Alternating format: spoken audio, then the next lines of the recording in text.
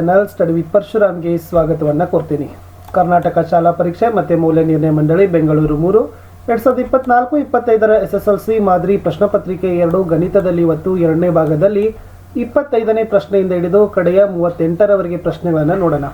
Already ಮೊದಲ ಸೆಟ್ನ complete ಆಗಿ ಎಲ್ಲ ವಿಷಯದ್ದು ಹಾಕಿದ್ದೀವಿ. ಸೆಕೆಂಡ್ ಸೆಟ್ಟಲ್ಲಿನೂ ಕೂಡ ಮ್ಯಾಥ್ಸ್ ಮತ್ತು ಇಂಗ್ಲೀಷ್ ಎರಡೇ ಉಳಿದಿದ್ದಾವೆ. ಅದನ್ನು ಕೂಡ ಇವತ್ತು ನಾಳೆ ಕಂಪ್ಲೀಟ್ ಮಾಡ್ತಾರೆ. ಎಲ್ಲ ವಿಡಿಯೋಗಳು ನಮ್ಮ ಯೂಟ್ಯೂಬ್ ಚಾನಲ್ನಲ್ಲಿ ಇದ್ದಾವೆ, ನೋಡಿ ಲೈಕ್, ಶೇರ್ ಮತ್ತು ಸಬ್ಸ್ಕ್ರೈಬ್ ಮಾಡೋದನ್ನು ಮಾತ್ರ ಮರೆಯೋದಿಲ್ಲ. ಇವತ್ತು 4ನೆಯ ಮುಖ್ಯ ಭಾಗದಲ್ಲಿರ್ತಕ್ಕಂಥ 3 ಅಂಕದ ಪ್ರಶ್ನೆಯಲ್ಲಿ ಪ್ರಶ್ನೆ ಸಂಖ್ಯೆ 25. ವಿಡಿಯೋದ ಡಿಸ್ಕ್ರಿಪ್ಷನ್ ಬಾಕ್ಸ್ನಲ್ಲಿ ಒಂದು ಪ್ಲೇಲಿಸ್ಟ್ ಲಿಂಕ್ ಸಿಗ್ತದೆ. ಅದು ಯಾವುದಪ್ಪ ಅಂದರೆ 2024-25 SSLC model question paper all subject key answer ಅಂತ ಇದೆ. ಅದನ್ನು ಒತ್ತಿದರೆ ತಾವು ಎಲ್ಲ ವಿಡಿಯೋಗಳನ್ನು ನೋಡ್ತೀರಿ. ಎಸ್, √3 ಒಂದು ಅಭಾಗಲಬ್ಧ ಸಂಖ್ಯೆ ಅಂತ ಸಾಧಿಸಿ ಅಂತ ಇದೆ. ವೆರಿ ಮೋಸ್ಟ್ ಇಂಪಾರ್ಟೆಂಟ್ ಆಗಿರ್ತಕ್ಕಂಥ ಪ್ರಶ್ನೆ. ಹೇಗೆ ಬಿಡಿಸಬೇಕು ಫಸ್ಟ್ ಬರ್ಕೊಳ್ಳೋಣ. √3 ಒಂದು ಭಾಗಲಬ್ಧ ಸಂಖ್ಯೆ ಆಗಿರಲಿ. √3 = P/Q ಅಂದರೆ ಪಿ ಕ್ಯೂಗಳು ಸಹ ಅವಿಭಾಜ್ಯ ಸಂಖ್ಯೆಗಳೇ ಆಗಿದ್ದಾವೆ. ಇನ್ನು ಪಿ ಮತ್ತು ಕ್ಯೂಗಳು ಒಂದನ್ನು ಹೊರತುಪಡಿಸಿ ಬೇರೆ ಸಾಮಾನ್ಯ ಅಪವರ್ತನಗಳು ಹೊಂದಿಲ್ಲ. ಸೊ ಎರಡರ ಕಡೆ ವರ್ಗ ಮಾಡೋಣ. √3² = P/Q². So 3 P² Q². So P3Q² P² ಅಂತ ಬರಿಬೋದು. ಇದನ್ನೇ ಈ 3 ಇದು P ಅನ್ನು ಭಾಗಿಸ್ತದೆ. ಸೊ ಆದ ಕಾರಣ 3 ಅನ್ನೋದು P ನನ್ನು ಭಾಗಿಸ್ತದೆ. P = 3K, P² = 9K², 3Q² = 9K², Q² = 3Q². ಅಂದರೆ ಆದ್ದರಿಂದ 3 ಇದು Q² ಅನ್ನು ಭಾಗಿಸ್ತದೆ, 3 ಇದು Qನ ಭಾಗಿಸ್ತದೆ. ಸೊ ಇಲ್ಲಿ P ಮತ್ತು Qಗಳು ಸಹ ಅವಿಭಾಜ್ಯ ಸಂಖ್ಯೆಗಳಲ್ಲ. ಸೊ ಹಾಗಾಗಿ ಮಸ 3 ಬರ್ತದೆ. ಅಂದರೆ ಆದ್ದರಿಂದ ಇದು ವೈರುಧ್ಯವನ್ನು ಉಂಟು ಮಾಡ್ತದೆ. ಹಾಗಾದರೆ ನಮ್ಮ ಊಹೆ ತಪ್ಪು. ಸೊ √3 ಒಂದು ಅಭಾಗಲಬ್ಧ ಸಂಖ್ಯೆನೇ ಆಗಿದೆ ಅನ್ನೋದನ್ನು ಪ್ರೂವ್ ಮಾಡಬೇಕು. ಚೆನ್ನಾಗಿ ಪ್ರಾಕ್ಟೀಸ್ ಮಾಡಿಕೊಡ್ರಿ. ವಾಸ್ತವ ಸಂಖ್ಯೆಗಳ ಮೇಲೆ 1 ಅಂಕ, ಇದು ಒಂಥರ ಲೆಕ್ಕ ಖಂಡಿತವಾಗಿ ಬರ್ತದೆ. 26ನೇ ಪ್ರಶ್ನೆ.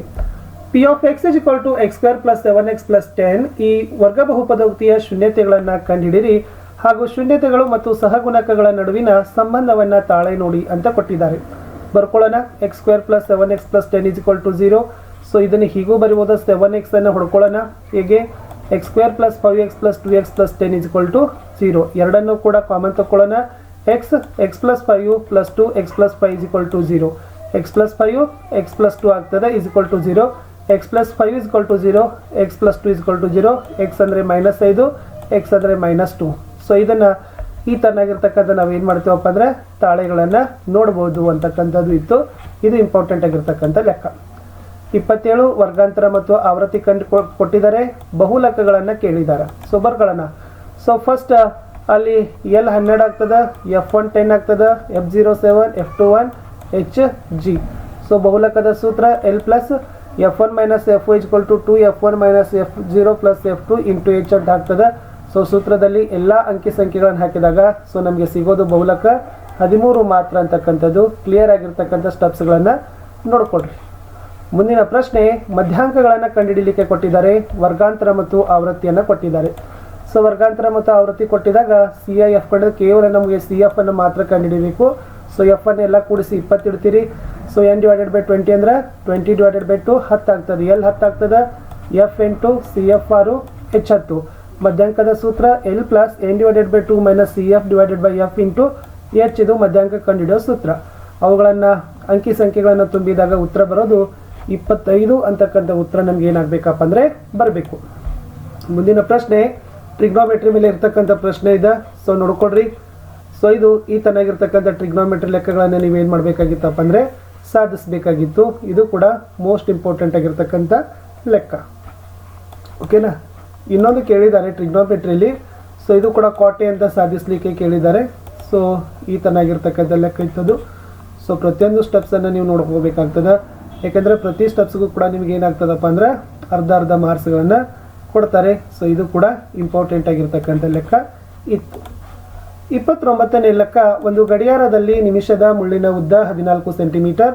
10 ನಿಮಿಷದಲ್ಲಿ ಆ ಮುಳ್ಳು ಕ್ರಮಿಸಿದ ಜಾಗದ ವಿಸ್ತೀರ್ಣ ಕಂಡುಹಿಡಿಯಲಿಕ್ಕೆ ಕೇಳಿದ್ದಾರೆ. ಸೊ ಕೊಟ್ಟಿರ್ತಕ್ಕಂಥ ಡಾಟಾ ಬರ್ಕೊಡ್ರಿ. R ಅದ 14 ಸೆಂಟಿಮೀಟರ್ ಅದ. ಸೊ ಇದು 60 ಡಿಗ್ರಿ ಆಗ್ತು. ಆಮೇಲೆ ಸೂತ್ರ ಅದ. ಓಕೆನಾ. ಸೊ ಸೂತ್ರ ಹಾಕಿದಾಗ ಒಟ್ಟು ನಮ್ಗೆ ಎಷ್ಟು ಬರ್ತದಪ್ಪ ಅಂದ್ರೆ 102.66 cm² ಅಂತಕ್ಕಂಥವು ಬರ್ತದೆ. ಇದು ಮೋಸ್ಟ್ ಇಂಪಾರ್ಟೆಂಟ್ ಆಗಿರ್ತಕ್ಕಂಥದ್ದು ಇತ್ತು. ಇನ್ನೊಂದು ಲೆಕ್ಕ ಕೊಟ್ಟಿದ್ದಾರೆ, ಬಹಳ ಈಸಿ ಅದ. 20 ಸೆಂಟಿಮೀಟರ್ ತ್ರಿಜ್ಯವುಳ್ಳ ವೃತ್ತ ಚತುರ್ಥಕದ ವಿಸ್ತೀರ್ಣವನ್ನು ಹಾಗೂ ಆ ಚತುರ್ಥಕದ ಸುತ್ತಳತೆಯನ್ನು ಕಂಡುಹಿಡಿಯಿರಿ. ಸೊ ವೆರಿ ಸಿಂಪಲ್ ಆಗಿರ್ತಕ್ಕಂಥದ್ದನ್ನು ನೀವೇನು ಮಾಡ್ಬೋದು, ಬಿಡಿಸ್ಬೋದು. ಸೊ ಇದು ಕೂಡ ಸೇಮ್ ಪ್ರಾಬ್ಲಮನ್ನು ಸೇಮ್ ಮೆಥಡಲ್ಲಿ ಇರ್ತಕ್ಕಂಥ ಚಿತ್ರ, ಪ್ಯಾಟರ್ನ್ ಆಗಿರ್ತಕ್ಕಂಥ ಲೆಕ್ಕ. ಸೊ ಇದನ್ನು ಕೂಡ ನೀವು ಆರಾಮಾಗಿ ಸ್ವಲ್ಪ ಚತುರ್ಥಕದ ಸುತ್ತಳತೆಯನ್ನು ಮತ್ತೆ ಇನ್ನೊಂದು ಸ್ಟೆಪ್ಸ್ ಬರ್ತದೆ. ಆವಾಗ ಇಲ್ಲಿ ಏನಾಗ್ತದೆ, ನಿಮಗೆ 71.42 ಸೆಂಟಿಮೀಟರ್ ಅಂತಕ್ಕಂಥದ್ದು ಉತ್ತರ ಬರ್ತದೆ. ಇದು ಕೂಡ ಮೋಸ್ಟ್ ಇಂಪಾರ್ಟೆಂಟ್.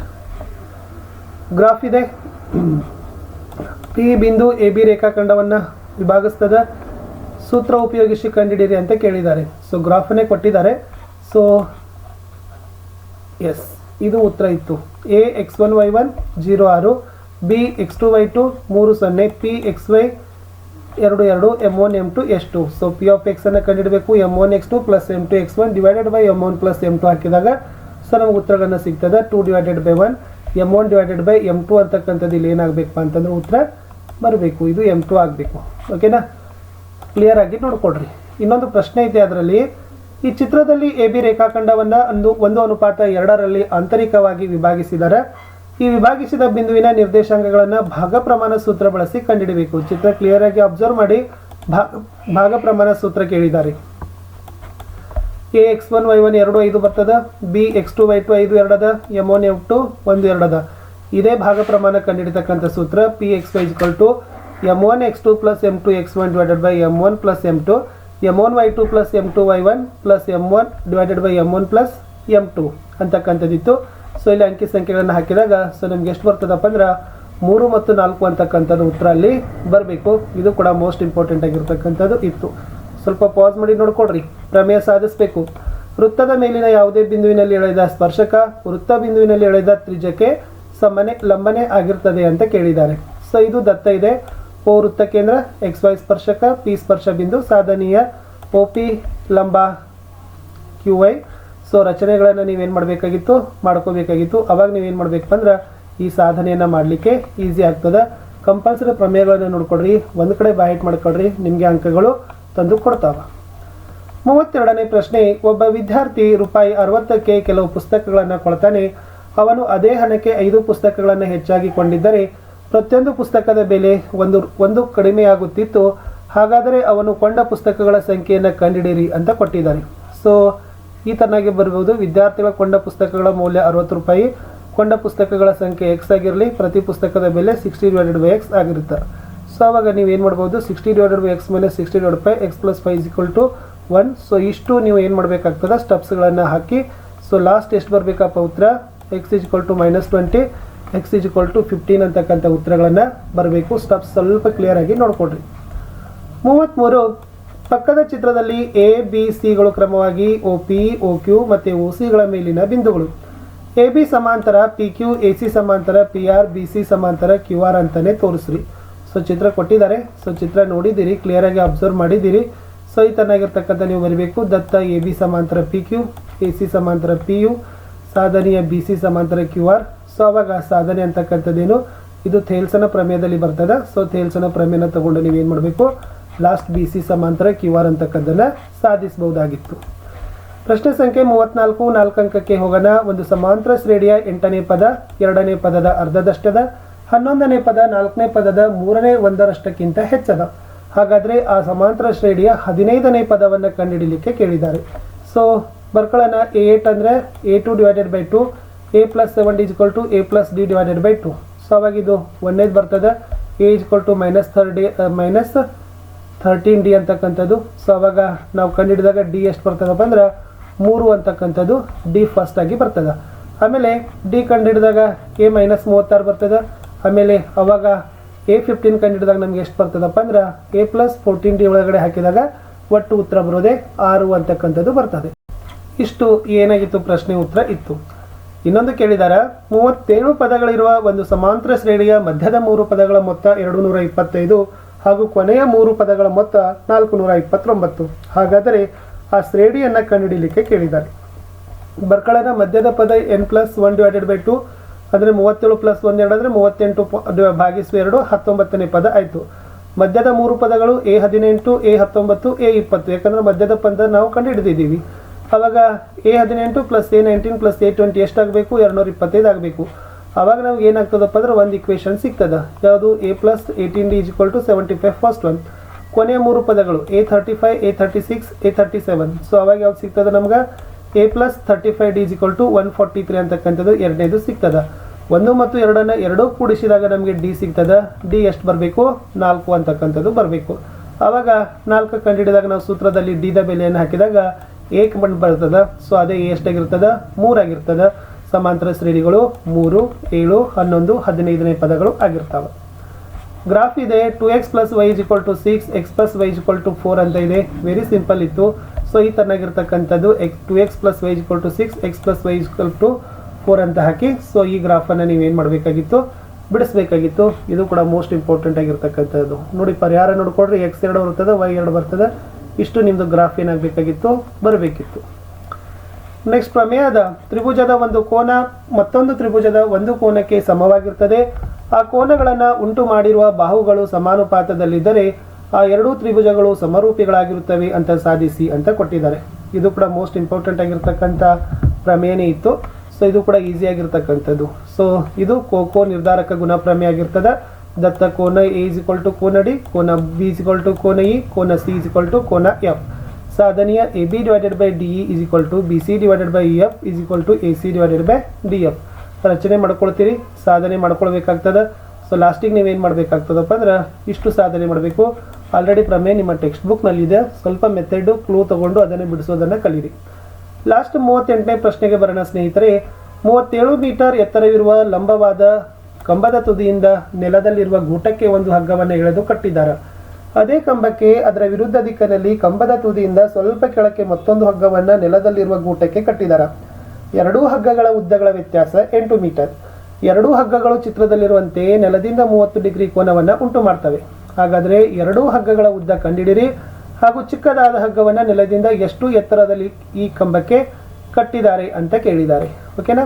ಸೊ ಅದನ್ನು ಈ ಥರನಾಗಿರ್ತಕ್ಕಂಥ ಬರಿಬೋದು, ಡ್ರಾ ಮಾಡ್ಕೊಳ್ಬೋದು. ಎ ಪಿ ಅಂದರೆ ಎಕ್ಸ್ ಆಗಿರಲಿ, ಬಿ ಕ್ಯೂ x - 8. ತ್ರಿಭುಜ ಎ ಎಮ್ ಪಿನಲ್ಲಿ sin θ ಸೊ ಬರ್ತದೆ. ಸೊ ಅವಾಗಿಲ್ಲಿ x 74 ಬರ್ತದೆ, ಬಿ ಕ್ಯೂ 66 ಮೀಟರ್ ಬರ್ತದೆ.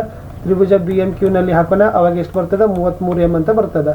ಅಂದರೆ ಎರಡೂ ಹಗ್ಗಗಳ ಮಧ್ಯೆ 74 ಮೀಟರ್ ಮತ್ತು 66 ಮೀಟರ್ ಆಗದ ಚಿಕ್ಕದಾದ ಹಗ್ಗವನ್ನು ನೆಲದಿಂದ 33 ಮೀಟರ್ ಎತ್ತರದಲ್ಲಿ ಕಟ್ಟಿದ್ದಾರೆ. ಲಾಸ್ಟ್ 5 ಮಾರ್ಕ್ಸ್ಗೆ ಲೆಕ್ಕ ಇದೆ. ಒಂದು ಸರ್ಕಸ್ ಕಂಪನಿಯ ಟೆಂಟನ್ನು ಸಿಲಿಂಡರ್ ಆಕಾರದ ಮೇಲೆ ಶಂಕುವಿನ ಆಕಾರವಿರುವಂತೆ ಕ್ಯಾನ್ವಾಸ್ ಬಟ್ಟೆಯಿಂದ ನಿರ್ಮಿಸಿದ್ದಾರೆ.